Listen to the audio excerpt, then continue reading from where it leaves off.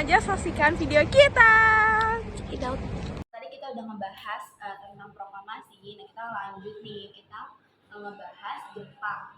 Nah, Jepang itu pernah dibom oleh Indonesia di Jawa. Nah, pengeboman tersebut merupakan Jepang karena itu pada 14 Agustus 1945 Jepang menyerah tanpa syarat kepada sekutu. Pada 15 Agustus 1945, Kaisar Hirohito menyampaikan pidato di radio NHK yang dikenal sebagai siaran suara Kaisar. Hirohito membacakan perintah tentang kapitulasi sekaligus mengumumkan kepada rakyat bahwa Jepang telah menyerah. Pada 15 Agustus 1945, golongan pemuda mendengar berita kekalahan Jepang dari radio BBC Inggris. Nah, di sini tuh juga ada foto-fotonya waktu Jepang itu dibom. Terus di sini juga ada kayak gambaran waktu Jepang itu dibom. Nah, di sini tuh juga ada peninggalan-peninggalannya nih guys. Radio yang waktu didengarin tuh tentang berita-berita bahwa Jepang itu tuh dibom dan Jepang tuh menyatakan kalau dia tuh menyerah. Nah, pada 6 dan 19 Agustus 1945, jadi ini flashback sebelum tanggal 14-15 ya guys, Jepang dibom.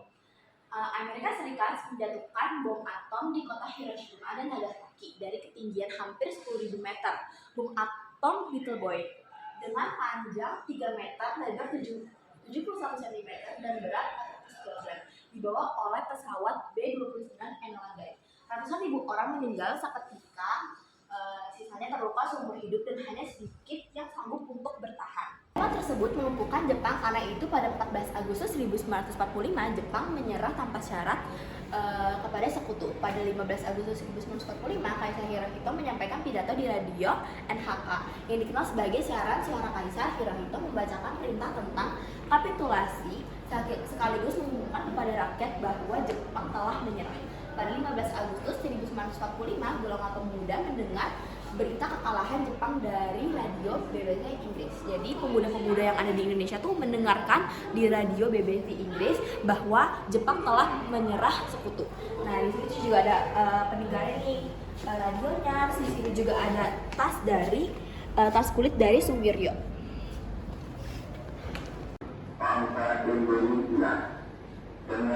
Goblok.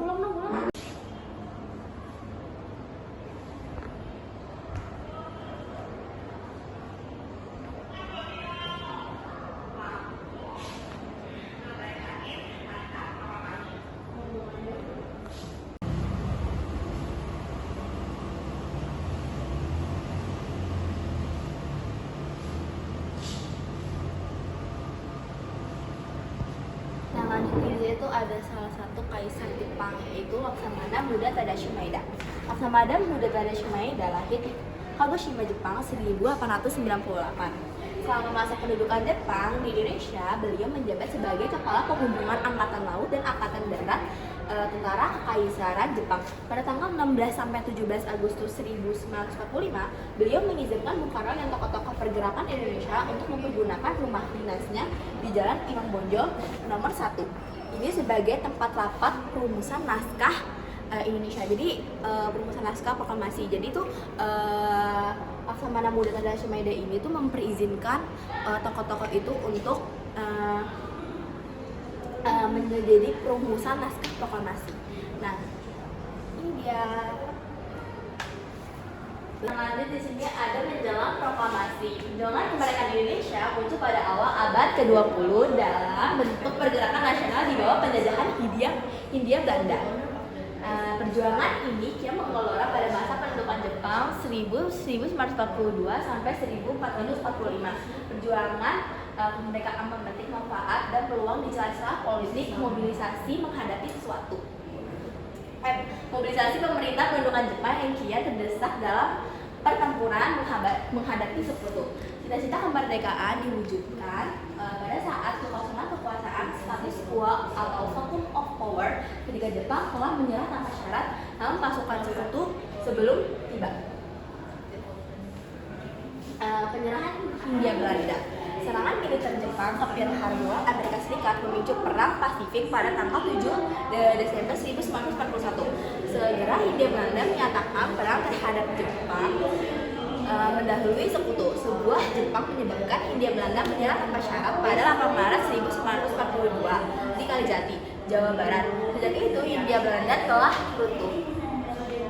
Nah, di sini ada 4 serangkai. Pesan Tenaga Rakyat Kuwenta lahir 1 Maret 1943 yang dipimpin oleh Insinyur Soekarno-Hatta, Muhammad Hatta, Ki Hajar Dewantara, dan Kiai Mas Mansur. Para pemimpin Kuwenta ini disebut 4 serangkai yang merupakan perwakilan pergerakan nasional. Dalam organisasi ini, pemimpin bangsa mendapat kesempatan memimpin rakyat mereka. Nah, Trinidad dan Kibodan. Pada 29 April 1943, 2 organisasi pemuda Medan dan Kibodan berdiri secara resmi. Dan 2 organisasi ini diberikan latihan-latihan militer baik untuk mempertahankan diri dari serbuan atau ancaman yang datang maupun sebagai tenaga cadangan militer Jepang. Nah, lanjut di sini tuh ada tentara peta pada masa pemerintahan militer Jepang yang dibentuk pasukan pembela tanah air pada 3 Oktober 1943 yang dipersiapkan untuk menahan dan melawan serangan sekutu di Pulau Jawa, Indonesia. Nah, di sini juga ada BPUPKI, yaitu Badan Penyelidik Usaha-Usaha Persiapan Kemerdekaan Indonesia. Badan Penyelidik Usaha-Usaha Persiapan Kemerdekaan Indonesia dibentuk 1 Maret 1945 oleh Jepang dengan ketuanya yaitu Rajiman Nishiyonitran. BPUPKI bertugas mempelajari dan menyelidiki hal-hal yang menyangkut pembentukan Indonesia Merdeka. Sidang pertama BPUPKI yang berlangsung pada 28 Mei sampai 1 Juni 1945 membahas masalah dasar negara. Dalam sidang pertama itu, Muhammad dan Profesor Soekarno dan Insinyur Soekarno-Hatta berpidato mengenai gagasan-gagasan dasar negara. Sidang kedua BPUPKI berlangsung pada 10 sampai 17 Mei 1945 membahas bentuk negara, wilayah negara, kewarganegaraan, rancangan undang-undang dasar, ekonomi, keuangan, pembelaan, pendidikan, dan pengajaran. Keanggotaan badan ini meliputi urusan perwakilan dari ketiga wilayah kedudukan dan golongan. Jadi di sini juga ada tentang tempat duduk anggota dalam persidangan BPUPKI Mei 1945. Jadi ini ada kayak ketuanya dan ketua mudanya. Nah, kalau tadi kita udah ngebahas BPUPKI, lanjut kita ngebahas PPKI, yaitu Persiapan Kemerdekaan Indonesia. Panitia Persiapan Kemerdekaan Indonesia. Panitia Persiapan Kemerdekaan Indonesia dibentuk oleh Jepang pada 7 Agustus 1945 sebagai pengganti BPUPKI dengan ketua Insinyur Soekarno dan wakilnya Dr. Muhammad Hatta. Badan ini bertugas mempersiapkan segala sesuatu yang menyangkut masalah kenegaraan. Dalam melaksanakan tugas PPKI ini diajarkan melakukan kegiatan menurut pendapat dan kesanggupan sendiri. Jadi sini juga ada suasana pembentukan PPKI 7 Agustus 1945. Nah, lanjut di sini jatuhnya bom atom di Hiroshima. Pada 6 dan 9 Agustus 1945, Amerika Serikat menjatuhkan bom atom di kota Hiroshima dan Nagasaki yang menyebabkan Jepang menyerah tanpa syarat kepada sekutu pada 14 Agustus 1945. Tanpa meledakan bom atom di kota Hiroshima, Jepang. Jadi di sini ada gambaran waktu Amerika Serikat meledakkan bom di Hiroshima dan Nagasaki. Nah, di sini juga lanjut, di sini ada rumah di TKI Depok menjelang proklamasi kemerdekaan ada sebuah kesepakatan antara PPKI dan kelompok muda mengenai pelaksanaan proklamasi yang mendorong para pemuda mengamankan Soekarno-Hatta di Rengas Depok. Pada 16 Agustus 1945, tampak rumah hijau Kristiyong yang digunakan oleh para pemuda sebagai tempat mengamankan Soekarno-Hatta. Nah, lanjut di sini ada gedung tempat perumusan naskah proklamasi. Merupakan pidato Laksamana Muda Tadashi Maeda, kepala penghubung Angkatan Laut dan Angkatan Darat Tentara Kekaisaran Jepang. Di gedung inilah naskah proklamasi dirumuskan oleh wakil bangsa Indonesia pada tanggal 16 sampai 17 Agustus 1945. Nah, di sini juga ada nih guys konsep-konsep tes proklamasi tulis tangan dan tes otentik proklamasi.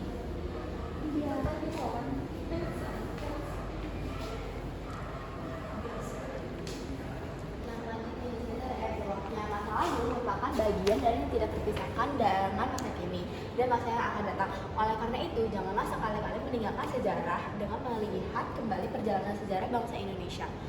Melalui bukti-bukti material atau tinggalan budaya akan memberikan pemahaman yang benar mengenai jati diri bangsa sehingga diharapkan munculnya kesadaran nasional. Lebih-lebih akan mengembalikan segala persoalan dan permasalahan bangsa ke dalam bingkai negara kesatuan Republik Indonesia.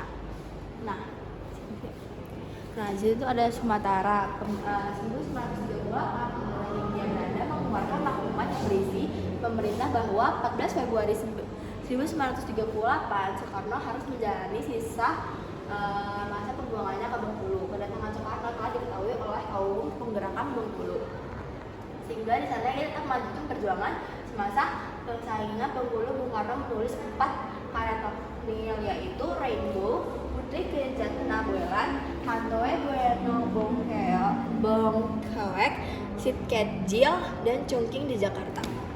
Nah, nanti di sini tuh ada peninggalan kayak contohnya di situ ada topi helm ini yang digunakan oleh pasukan Jepang yang mendarat terlibat dari pertempuran di Palembang melawan KNIL pada Februari 1942. Di sini juga ada uang kertas uang Republik Indonesia daerah 1.000 rupiah berbentuk persegi panjang. Di sini juga ada uang kertas Republik Indonesia daerah 1 rupiah berbentuk persegi panjang juga.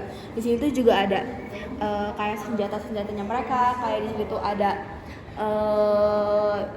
di sini tuh ada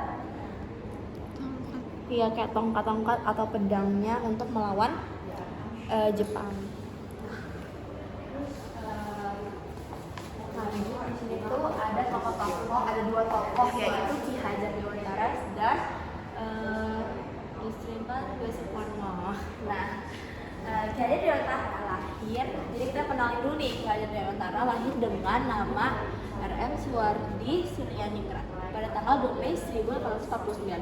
Ayahnya bernama Pangeran Aryo Suryaningrat dan ibunya bernama R.A. Sadiah BRA Suryaningrat. Tanggal 3 Juli 1922, Ki Hajar Dewantara mendirikan Taman Siswa melalui perguruan Taman Siswa. Ini beliau berusaha menanamkan rasa kebangsaan di hati siswanya dengan semboyan Ing Ngarso Sumtulada Ing Madya Mangun Karso Tuturi Handayani. Artinya di depan memberi teladan, di tengah menghidupkan gairah, di belakang memberikan pengarahan. Pada saat pendudukan Jepang di Indonesia, Ki Hajar Dewantara aktif di Putra, kemudian di Jawa Lokal, dan ketika BPUPKI dan PPKI dibentuk, beliau diangkat menjadi anggotanya. Setelah proklamasi kemerdekaan, beliau diangkat menjadi Menteri Pengajaran Republik Indonesia. Ki Hajar Dewantara wafat pada 26 April 1959 di Yogyakarta. Sejak tahun 1559, tanggal kelahirannya dijadikan Hari Pendidikan Nasional. Pada tahun 1977, Tuturi Handayani dicantumkan sebagai lambang Departemen Pendidikan dan Kebudayaan. Selanjutnya juga ada R. Sutomo, lahir pada tanggal 26 Januari 1903 di Sukoharjo, Solo. Ayahnya bernama Raden Tumenggung Widoyopuro dan ibunya bernama Rera Enak Widoyopuro. Dalam hidupnya, kampus perguruan tingginya adalah dunianya yuris, adalah profesinya, sedangkan berjuang dalam pergerakan kemerdekaan merupakan dharma baktinya. Pada saat pelaksanaan proklamasi kemerdekaan Indonesia, kemerdekaan beliau turut hadir pada proses perumusan naskah proklamasi kemerdekaan di Jalan Imam Bonjol No. 1. Dan setelah Indonesia merdeka, beliau diangkat menjadi Menteri Kehakiman Republik Indonesia yang pertama. Sutomo meninggal tanggal 12 September 1958 dan dimakamkan di Yosoroto Slamet Riyadi Solo tanggal 13 September 1558. Selama hidupnya beliau mengabdi pada bangsa dan negara sebenarnya, pemikiran pada ilmu hukum dengan karya-karya ilmiahnya. Ini ada presiden, wakil presiden kembali ke Jakarta. Saat Jakarta dikosongkan dari tentara Belanda dan TNI sepenuhnya menguasai kota tersebut pada 6 Juli 1449. Presiden Soekarno dan wakil presiden Muhammad Hatta kembali ke Yogyakarta tanpa Bung Karno. Bung Hatta dan tampak Bung Karno dan Bung Hatta dan pemimpin-pemimpin Republik Republik Indonesia lainnya tiba di Yogyakarta dari 8 Juli 1949. Dan ini masuk ke Yogyakarta. Setelah dilakukan penarikan tentara Belanda dari Yogyakarta, maka TNI mulai memasuki kota Yogyakarta pada 29 Juni 1949. Tampak pasukan-pasukan TNI yang sedang memasuki kota Jakarta di bawah pengawasan UNC, yaitu United National Commission for Indonesia. Di sini guys, ada foto-fotonya juga saat Bung Karno dan Bung Hatta tiba di Yogyakarta. Perjanjian Romroyan. Usaha-usaha di bidang diplomasi masih berjalan terus. Dewan Keamanan PBB memerintahkan UNC untuk membantu pelaksanaan perundingan antara Indonesia Belanda pada 14 April 1449. Bertempat di Hotel Des Indes Jakarta berlangsung perundingan Romroyan. Pihak Indonesia dikuasai oleh Muhammad Roen, sedangkan pihak Belanda oleh Dr. Van Roen. Nah, di sini juga ada utusan UNCI berkunjung ke Bangka. Utusan UNCI berkunjung ke Bangka untuk mengadakan pembicaraan dengan presiden, wakil presiden, dan lain-lainnya. Di bagian depan kiri kanan Profesor Sueparmo, Herman Strickly, Mrs. Maria Ulfa Santoso, Presiden Soekarno, Merdeka Cotran, Wakil Presiden Muhammad Hatta, dan Haji Agus Salim dan Nazir Datuk Pamunjak. Nah, nanti di sini penyambutan Jenderal Sudirman setelah bergeneralnya selama hampir 7 bulan pada tanggal 10 Juli 1449, Panglima Besar Jenderal Sudirman kembali ke Yogyakarta.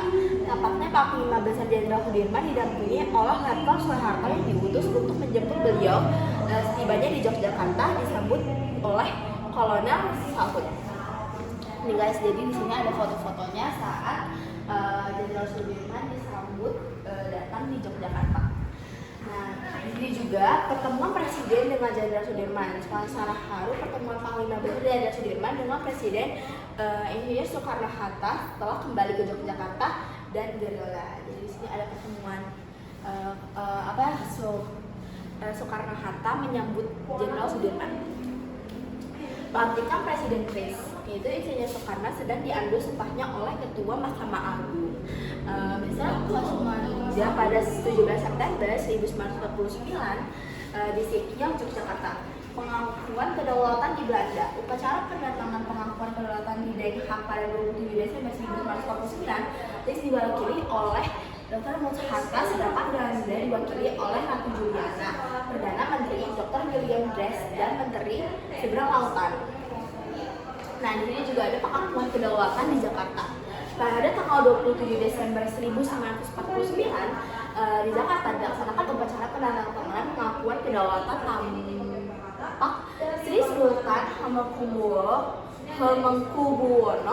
XI mewakili pemerintah RIS dan wakil tinggi mahkota Haji Wafid mewakili Belanda. Di sini juga ada suasana konferensi RI di Jakarta. Dalam rangka pertemuan negara kesatuan telah diadakan serangkaian pertemuan antara RIS dan RI dengan negara lainnya, Republik Indonesia dengan negara-negara lainnya bagian. Tampak suasana konferensi segitiga RIS, RI, NIT di Jakarta Mei 1950. Nah, Muhammad Hatta menyerahkan mandat. Dr. Muhammad Hatta menyerahkan mandat sebagai Perdana Menteri RIS kepada Presiden Soekarno di Jakarta pada 15 Agustus 1950. Juga ada pengibaran bendera merah putih tahun 1950. Peringatan Hari Kemerdekaan pada tahun 1950 dilakukan dengan meriah di seluruh Indonesia dalam suasana penuh kegembiraan dengan kembalinya negara kesatuan Republik Indonesia. Tampak pengibaran bendera pusaka merah putih di halaman Istana Merdeka 17 Agustus 1950. Nah, di situ juga ada peninggalan nih guys. Di situ juga ada Prangko Konferensi Malino, yaitu dicetak di Amerika Bank. Terus di sini juga ada buku Bukti Republik Indonesia, yaitu Sulawesi tahun 1953. Nah, warna bukunya ini sampul buku hijau tua. Buku ini diterbitkan oleh Kementerian Penerangan. Terima kasih sudah nonton.